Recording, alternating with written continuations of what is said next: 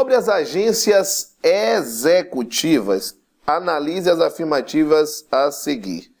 Preste atenção. O que eu preciso que você entenda é, antes de chegarmos propriamente à ideia das alternativas, eu preciso que você entenda que agências executivas não são novas espécies de entidades componentes da administração pública, não. Ser uma agência executiva é uma adjetivação, é uma qualificação que é concedida. Esta qualificação, como eu sempre gosto de brincar com a ideia do ISO 9001, porque quando você pensa no ISO, o que é? Uma empresa que tem a certificação do ISO, não é assim? Então, a empresa certificada. A mesma coisa aqui. Você vai pensar em uma autarquia qualificada como agência executiva. Você vai pensar numa fundação pública qualificada como agência executiva, que são as mais comuns. Apesar de quando nós pensarmos no artigo 37, em seu parágrafo 8º, que define os requisitos para ser agência executiva, não ser mencionado apenas entidades como autarquias e fundações. São mencionados, segundo a Constituição, os órgãos ou as entidades. Repito, isso é mais comum para autarquias e fundações públicas, mas segundo os requisitos constitucionais, poderia recair sobre qualquer órgão ou entidade. Qual é o objetivo desta qualificação? O objetivo maior envolve a ampliação de autonomia. Ampliação de autonomia. Essa ampliação de autonomia é de uma autonomia que a gente vai chamar de FOG. Vai lembrar aí da matemática, né? FOG, aquela função composta. A ideia de autonomia financeira, a ideia de autonomia orçamentária, ampliação de autonomia financeira, de autonomia orçamentária e de autonomia gerencial.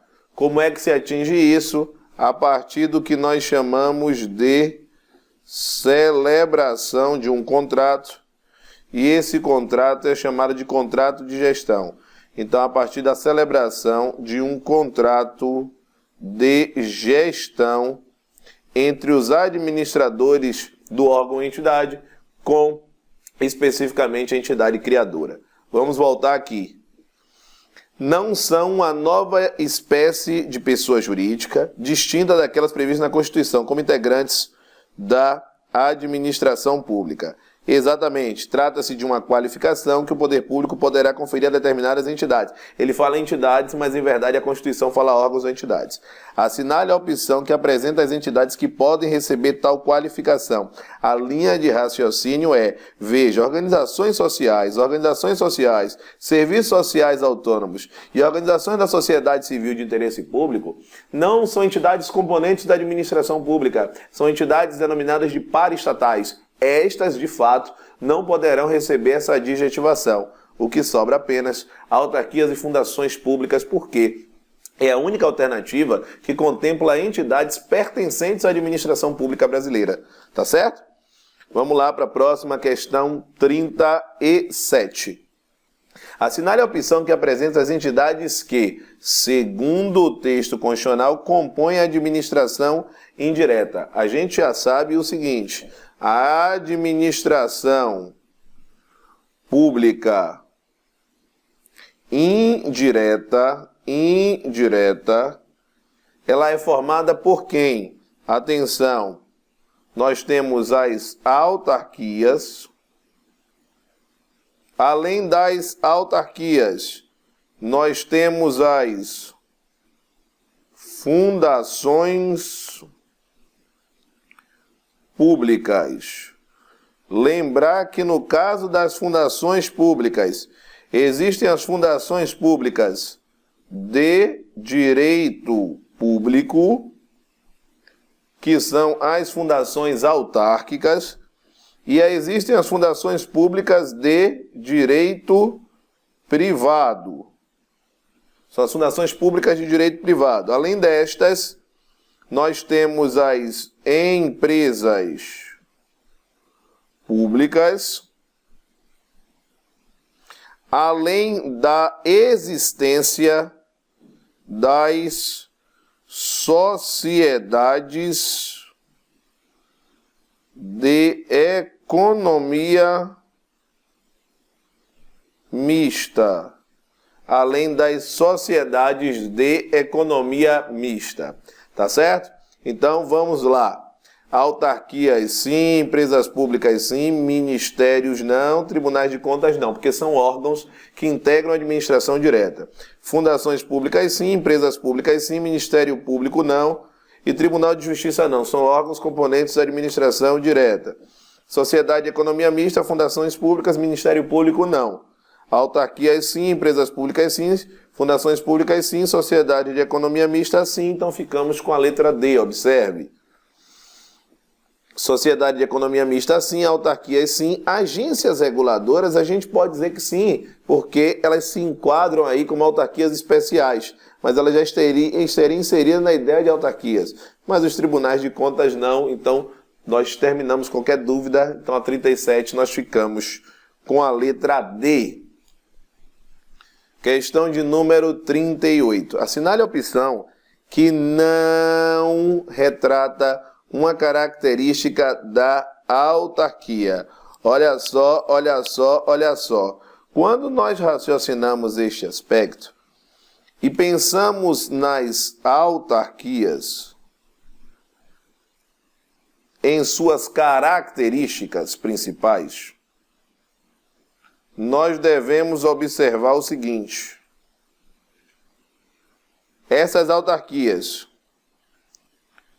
primeiro, elas integram a administração pública indireta. Então, integram a administração pública indireta.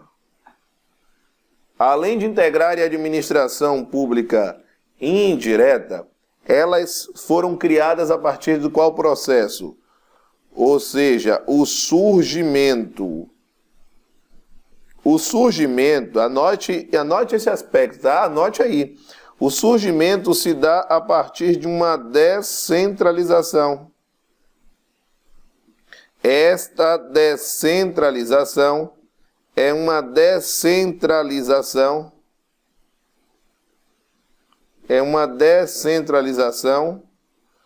administrativa. Ora. Se é uma descentralização, é porque a autarquia ela se enquadra como uma entidade. As autarquias são entidades administrativas. Alain, e o que é mesmo ser entidade? Entidade é uma unidade de atuação que é dotada de personalidade jurídica. Então, a linha de raciocínio é o fator 4. Qual é o fator 4? Possuem personalidade jurídica. Possuem personalidade jurídica. Nesta ideia de que possuem personalidade jurídica, vai surgir o item 5. Se elas possuem personalidade jurídica, eu preciso saber o tipo de personalidade jurídica. E aí eu vou analisar o modo de criação. As autarquias, elas são criadas por lei. Quando eu falo em criadas por lei, esta lei é uma lei ordinária. Não esqueça disso. Lei ordinária é lei comum. Quando nada for dito, a lei é ordinária. Se fala ainda em lei específica. Quando se fala em específica, quer dizer que a lei tem que ter aquela destinação da criação da autarquia. Eu não posso, no meio de uma lei, para aumentar a remuneração de um servidor, por exemplo, resolver criar autarquia. Não, tem que ser com aquele objetivo específico, com aquela finalidade específica. Então, se são criadas por lei, automaticamente a gente chega à personalidade jurídica. Então, como a gente tinha falado anteriormente, personalidade jurídica de direito público. Personalidade jurídica de direito público. Se a gente fechar ainda aí, na sexta característica, a questão atinente ao regime de pessoal. O regime de pessoal das autarquias vai seguir a mesma linha da administração direta. Então, nós temos aí o regime de pessoal, a ideia de que são estatutários. Estatutários e o ingresso, portanto, através de concurso público para os efetivos e de livre nomeação e livre exoneração para os comissionados. Além disso, possui um regime jurídico relacionado ao direito público. E por que direito público? Por causa do tipo de atividade desempenhada. Ou seja, as atividades fim de uma autarquia são atividades fim de qual natureza? As atividades fim são atividades, caneta brega, tipicamente estatais. São atividades tipicamente estatais, tá certo? Atividades tipicamente estatais. Beleza? Excelente. Então vamos voltar aqui. Os seus bens são públicos, característica de autarquia, porque o regime é todo de direito público. A sua criação ocorre por lei sim, mas não complementar. Então já é essa aí. A lei que a gente viu é uma lei ordinária. Em regra, suas contratações devem ser feitas mediante licitação sim, por causa do regime de direito público. Tá certo? A necessidade de concurso para a seleção de seus trabalhadores, sim, são os estatutários efetivos. Possui personalidade jurídica própria. Então, questão de número 38, resposta à letra B.